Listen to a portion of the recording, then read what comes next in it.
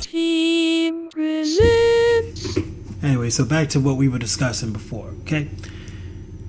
This is the reality of it all. It's just, it's highly amazing when you really consider how ignorant you all really are. Because, as I mentioned, and we can go on, for eons discussing the depths of this. But when you really think about the term grand scheme, which is so underutilized and so misused, when you really apply that principle and understand what it really means, and understand how much people don't get it, it's mind-blowing.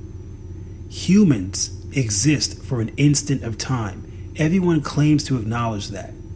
Solomon wrote about it many times, and it was mentioned many times throughout human history. The acknowledgement that life is fleeting. But people say that, but they don't really connect or understand that.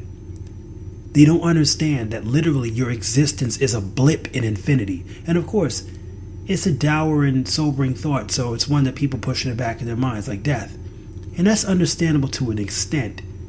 But you need to understand your importance in the entire universal order. You are literally a speck. That's the reason why sovereignty belongs to your creator. Because your insignificant experience holds no weight in the universe. You know what you're measured by? What I say is you're measured by how much you consume in that instant. How much do you consume? How much positivity do you exude, and how much do you consume positively in your blink of an existence? That's the measure of your worth. All the politics, all the petty nonsense that people do day in and day out, they tell themselves that, well, if we hold hands, we stick our noses up, and we all collectively think something, then it's important. No, it's not. And I challenged this. I even said this to a therapist. I said, think about it. And this even blew her mind. Because everyone falls under this umbrella. You go up into outer space and you look down. Tell me how much politics you can point out. Tell me how many people asserting themselves you can point out. Tell me how many actions you see moving the needle. If you stare just from the sky, you don't even have to go into space. Go on a plane. You can't even make out anything except for large landscapes and large land masses. Cars are even hard to make out. Vehicles.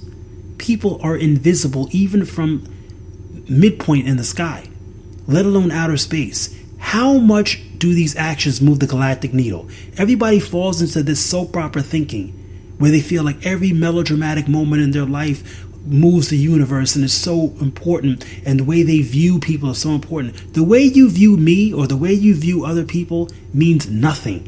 What positivity you bring to life itself. You can call it a hippie thought and try to roll your eyes. It's true regardless of how you choose to view it. Just like gravity. If I'm sitting here and telling you honestly and fervently, gravity's a real thing and you need to respect it. Turning your nose up or gathering numbers to dismiss that, does that make it not true? Will you suddenly walk outside and you can just fly off into the sky because you dismiss the thought as something that's coming from this dismissible idiot over here? Like, you cannot run from truth. It doesn't matter how few people are saying it, or if it's just one person bringing it out. Life is fleeting. When you really think about that, it really makes you take stock of your actions. I did a song called Word Life on my third album, years ago, talking about imagine if life was a minute, devices and plots are spinning in a priceless gimmick. You know, and everybody just laughs, oh, Jason's talking this nonsense again. You can do that if you want, but think about it. In a grand scheme, that term, once again, grand scheme, your life is nothing but a minute. And the reason why I phrased that song that way was because when you think about it, it's hard to fit that concept of a life into 60 seconds. If somebody told you, imagine if life was a minute, it's hard to do that. It's hard to imagine life being a minute. Like, how would you fit all of the nuances of life? But guess what? That's exactly what your life is. It's a minute. It's not an exaggeration. Really, that's a really equivalent way of putting it. How would you make a minute matter? Just think about it. If I gave you a minute right now, forget about trying to cram life. If I told you have a minute right now, make this minute matter.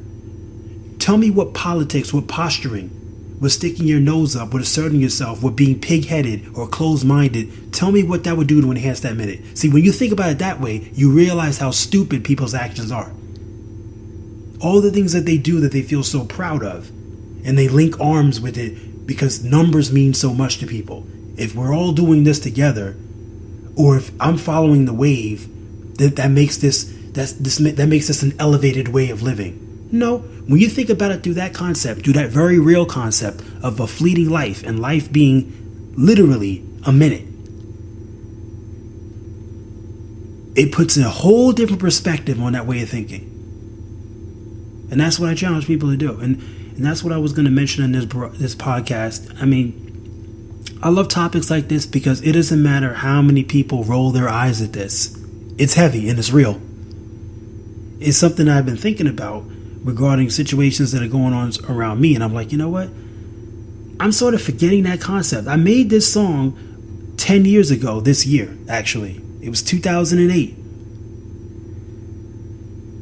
I made that song and I myself have sort of forgotten the concept. How much weight does it all really matter? How much weight are you giving to the barbs of society? Really? It doesn't matter.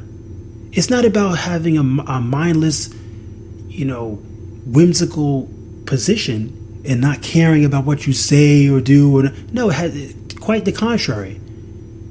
It's about recognizing perspective. How much importance? I'm like, I'm putting a lot of importance in people and their perceptions and all these other things. Like, none of that stuff means anything galactically. None of that means anything grand scale. Years from now, from your childhood to your adulthood, there are things that you can't even recall. But in the moment, it was so heavy.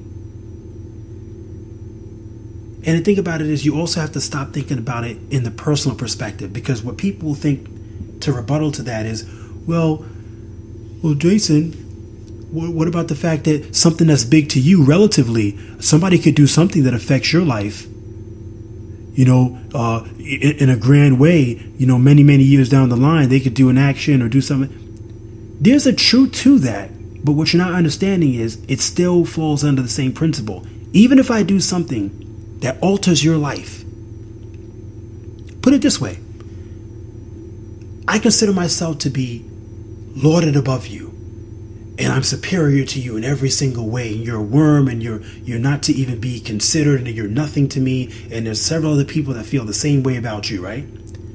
And we all do something to you, or I do something to you that alters your life and hampers the way that you can even live day to day for the ongoing future. Think about it. Still, how much did that move the galactic needle? Take that same scenario and keep that in your mind, and now go right back up to the vantage point I mentioned in the beginning. Outer space, in the sky. Do you notice it because it was so heavy to that one person? And another thing too is, I consumed all that time doing that to somebody that I'm dismissing. If you're a worm and I'm stepping on you, it's one thing to step on a worm and you keep moving. But if I step on you and I sit there and keep my foot on you and I spend my entire life with my foot on you, I just dedicated my life to the worm.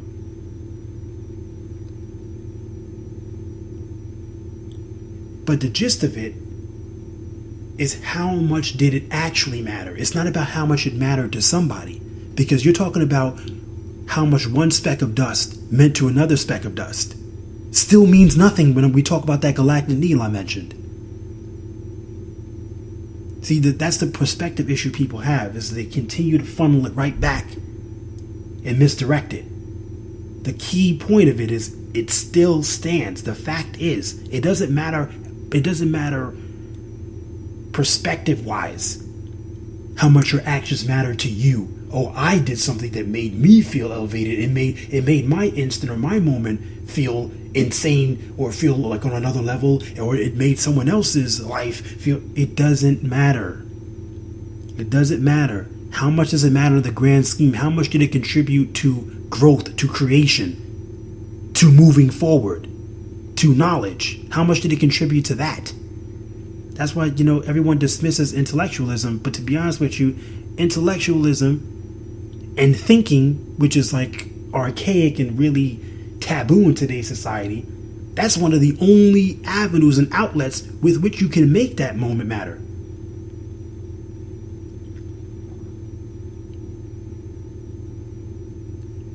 But it's something for you to think on. You can think on it, you can not think on it, and guess what? It still matters.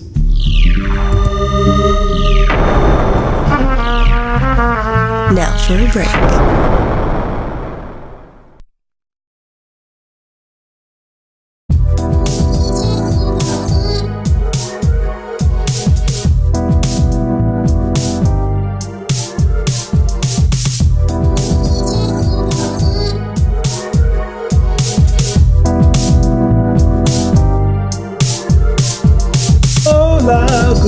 Back to the center, be gentleman. Feeling it in my soul. Hola, konnichiwa. Back to the center, be gentleman. Feeling it in my soul. Hola, konnichiwa. Back to the center, be gentleman. Feeling it in my soul. Hola, konnichiwa, back to the middle forever now. We are flowing together now, music and sound. Yeah, let's get down. Yeah, let's get down.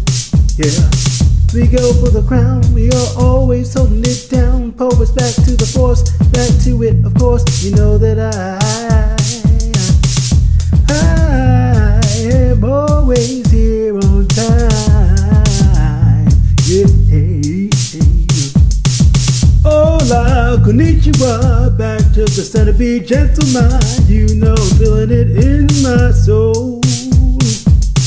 Konnichiwa. Hola, konnichiwa. Back to the center, be gentleman. Feeling it in my soul. Down, yeah. We go for the crown, we are always holding it down. Poets back to the force, back to it, of course. I am always here on time. Hola, konnichiwa.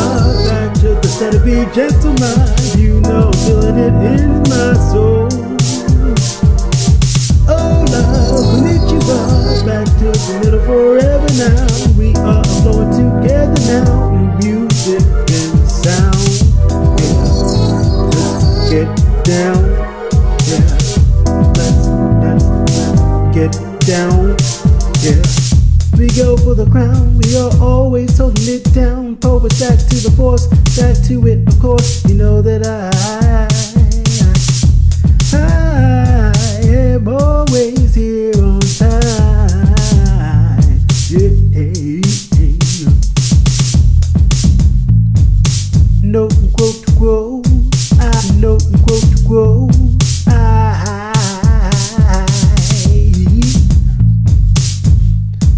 am alive through verse. I am the one that can make this work. Oh, from note to note and quote to quote. From note to note and quote to note and quote to quote. I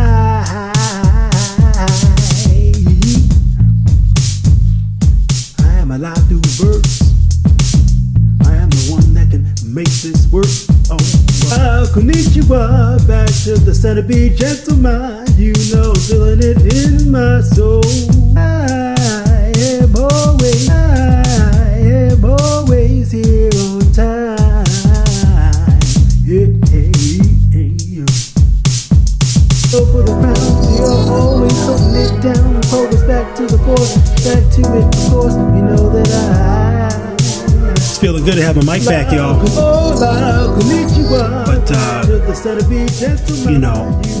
But, another topic I just wanted to briefly get on. It was when it comes to the recent contest between a certain Chuck Liddell and Tito Ortiz. No, but seriously, Chuck Liddell versus Tito Ortiz 3, I heard a large public outcry about how that fight should not have happened. It was under the Golden Boy umbrella, starting a new MMA promotional venture, which has been criticized heavily by the likes of Chael Sonnen, etc., saying that Oscar doesn't have the passion. Oscar doesn't have the knowledge. And I think the knowledge has to come before the passion. I don't think he lacks the ability to be passionate about the venture. And all in all, I didn't see the whole card, but it seemed well put together. I think the biggest disappointment really just came down to Chuck Liddell. Now, I reserved my predictions and my feelings about the entire event as it was, because I felt like a lot of the criticism was towards Chuck's mentality, and there were a lot of people that were seeing things that weren't there. Chuck Liddell, if you go back and you look at instructional videos he's done, training videos, interviews, he's always had the same voice, and he's never been even remotely as articulate as he is now. You can listen for hours. I mean, if you're intellectually predisposed. I could listen to the dude talk for hours about different stories that he has, about training stories or stories when he was going to school, the different trades that he studied, his family's stories, etc. He has so many things that he never really told the public, and he'll sit down and elaborate very intelligently for long interviews. He's always had the soft Iceman voice. That's the way he talks. And he's always had that way of enunciating his words. People are hearing slurs that weren't there. They're seeing like motor impairment that's not there. That's the issue that I had, because I said that's not true. That's being pinned on him based off of the knockout losses that he took, which is unfair. So going in, I said, you know something? It's up to Chuck. One thing I made clear in my analysis prior to the fight was I said, really, it's not a fight you can blame on age, because other fighters such as Randy Couture were able to perform at a high level at that age. Yeah, it's tough. I think personally, it was too high of a mountain to climb too soon. I think at a certain point, you have to be objective when looking at your opponents.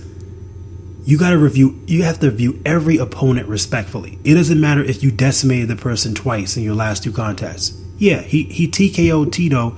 You got to remember, I believe in at least one of them, Tito never even really got going. But you have to look at the matchup and the skill set. Tito, in my opinion, was always a bad matchup for Chuck. It's just a matchup that Chuck was able to neutralize because of his explosiveness, and really because he was able to take Tito completely out of his game plan. Because if you look at the skill sets and you look at what Tito's capable of doing, it's really a nightmare for a fighter like Chuck. Chuck just had a particular skill set that was able to neutralize it, but he should have always seen that matchup issue.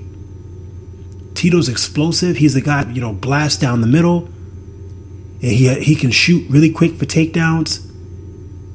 Even though he's taller than Chuck, he has a lower base, and he's always underneath. He has a wide stance. It's tough for a guy like Chuck to keep Tito off of him, but he was always able to line him up and tee off on him. But he should have known that the matchup was not really that favorable, and to come after an 8-year layoff, and Tito's been active, and then look at Tito's conditioning. Honestly, I'm convinced that he's juiced. Just like I'm convinced that Ryan Bader was juiced up for his last couple of fights. There's no way you're going to tell me he wasn't. Ryan Bader's a guy whose chin was opened up by Lyoto Machida. His chin was opened up by Anthony Rumble Johnson. I mean, he was a shell of himself. Then he goes to Bellator, and now all of a sudden he's just ripping people apart. Musculature through the roof out of nowhere. I mean, come on, you're not going to tell me that the dude's not hitting a needle. They're lax over there when it comes to their drug testing protocol. That's why fighters are able to be suddenly reborn in that franchise.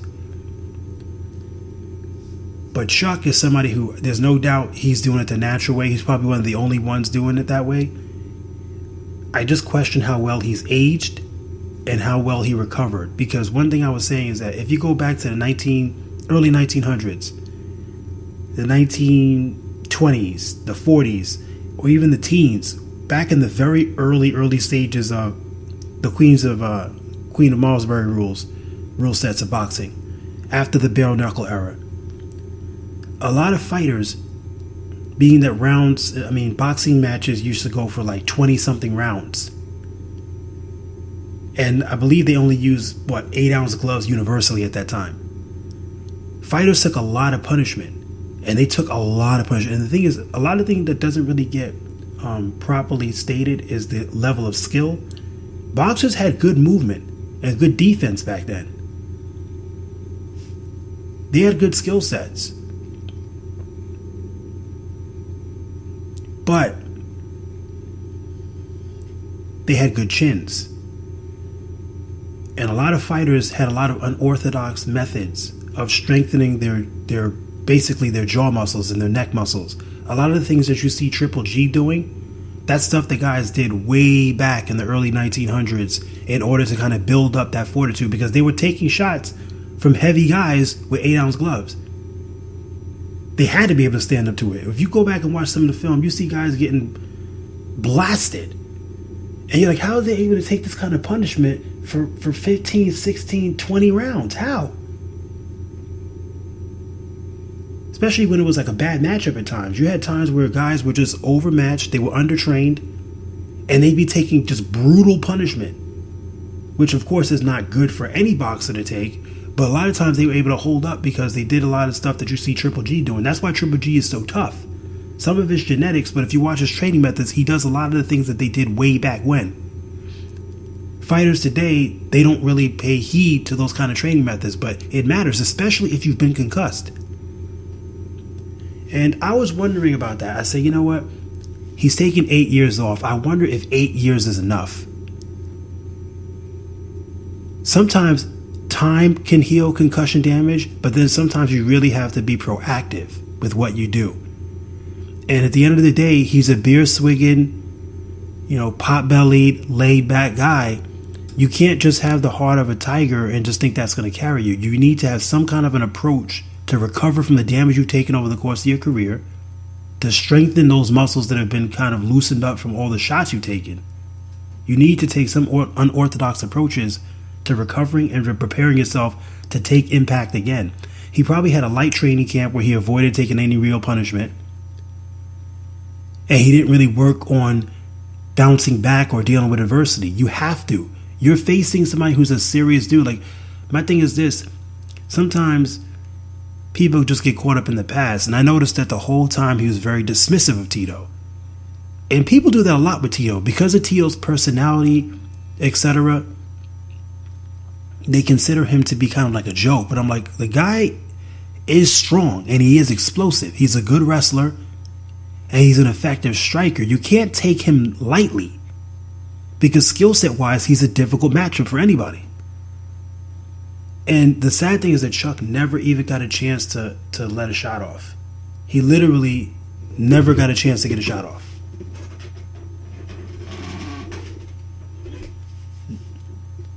He was gun shy the entire time.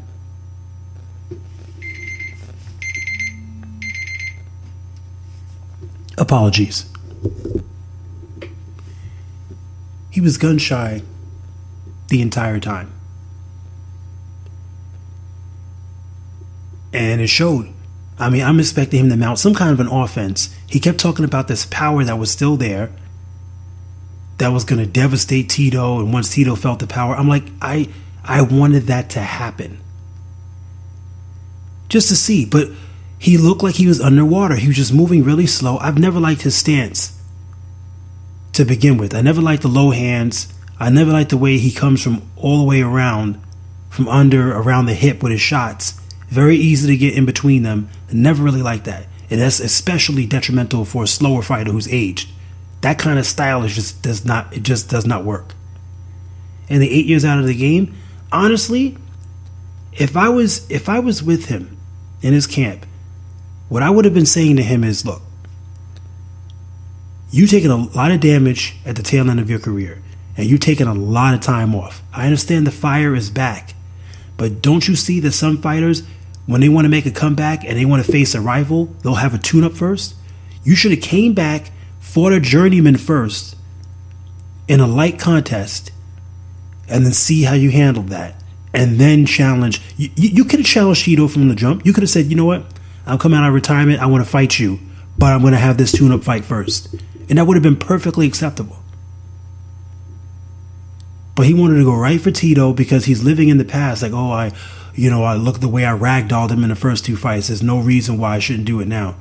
And the thing is, what was sad to see is a lot of my fears were confirmed. Because the minute he got touched with a shot, he ragdolled. And that's what shows you the stage of recovery, that he really has not recovered his chin.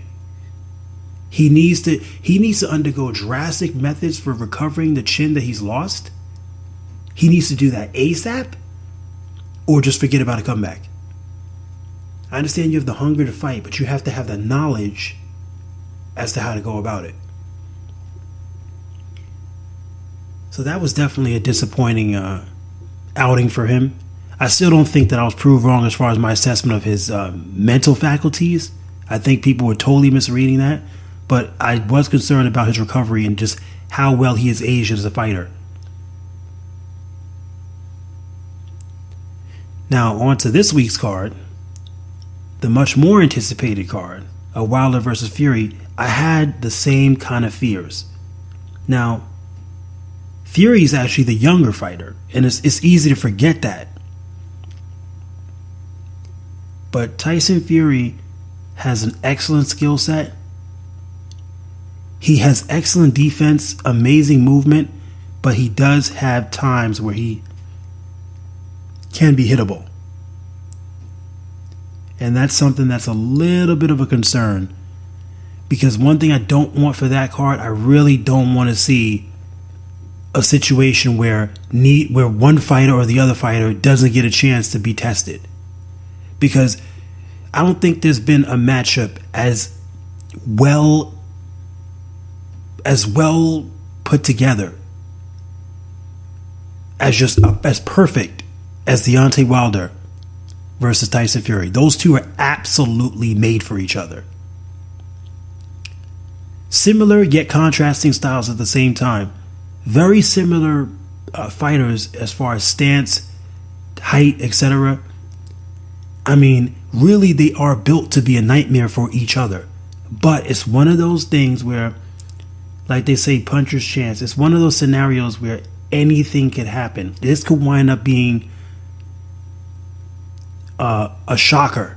And I really, really don't want that to happen, because that'll be a disappointment. Because really, if it really ends up being something that's not basically living up to its potential, it could be also damaging for one of their careers. Because if they come into the fight and Deontay's not really being tested, he's kind of just coasting, and he's never in any real danger, and he kind of gets to jump on Tyson, and then he hurts Tyson early, and then he's able to stay on him and get like a brutal stoppage. More than likely, given Deontay's style, it's going to be a kind of stoppage where Tyson's never the same fighter. And that'll be a travesty to see if that happens off of like just some, I don't want to say lucky punch, but some punch that just he doesn't see coming. That'll suck. Because then you never really get to see Deontay face the extreme test that Tyson Fury can bring to him. And vice versa, you don't want to see Deontay caught on his heels and blasted and bewildered for the fight, and either stop late or never really able to get ahead of steam, and then Tyson never gets the test that Deontay is the only one that can provide to him. So it's one of those contests where you kind of just really hope that both fighters are able to hit their stride during the course of the fight, just to see what really would be what. And if nothing else, an Anthony Joshua fight appears to loom on the horizon, or a rematch with Ortiz. And both of those are intriguing, because Ortiz is old, but he's motivated and he's invigorated and he really, really wants the rematch with Wilder. And I think it would be interesting to see. He's not coming in gun shy like, oh no, what am I going to do? Like, he's coming in to try to finish what he started in the previous fight. So that actually would be interesting. And it looks like Joshua's finally getting a little bit of confidence. I always felt that Joshua was a dangerous matchup for Wilder, period. I always felt that he was one of the more dangerous guys. What makes him a non-factor is his cowardice. He's scared to death of everybody. He doesn't want to get hit. You saw the way he crumbled when Klitschko hit him. He doesn't want to deal with that. And that's what makes me lose respect for him. But it should be interesting. It should be interesting. I really don't know who to pick in this contest because Tyson Fury's really motivated. He's looking really, really, really, really good. But Deontay's a lot tougher than people give him credit for. And if Tyson can't worry him a little with his shots and get some of that speed going, and Deontay's able to crowd him and crowd his offense, it could become a problem. So, I don't know. I mean, my head is sort of telling me Deontay by brutal stoppage in the middle rounds. It's sad. It'll be sad to see, but I could see that happening. And I almost see Tyson preparing for that. Even in his interviews, he's sort of talking like that. But I'm hoping he's not buying into that.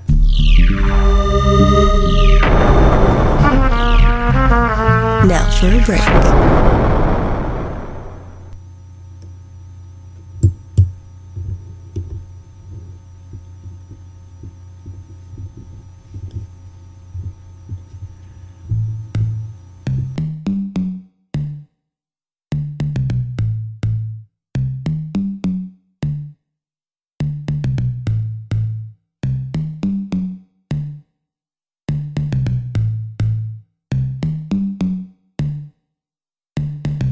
Do you know the effects of the force? Revive flying through the roof, ripping up her course. Better than your last thoughts. You'll understand when it's over why you dug a dark tunnel with gold over his shoulder. Maybe it's by a kiss, maybe it's by a hug or a touch. Amplified by the force of a shove 1,000 times over. To the zenith of your ceiling. By my neighbor, my stand, she know I'm healing and killing. My story was about a villain. Contrary to the proper definition in the juvenile spilling. I'm flipping over, elevating the clan. I make peace under times of oppression that was more than man.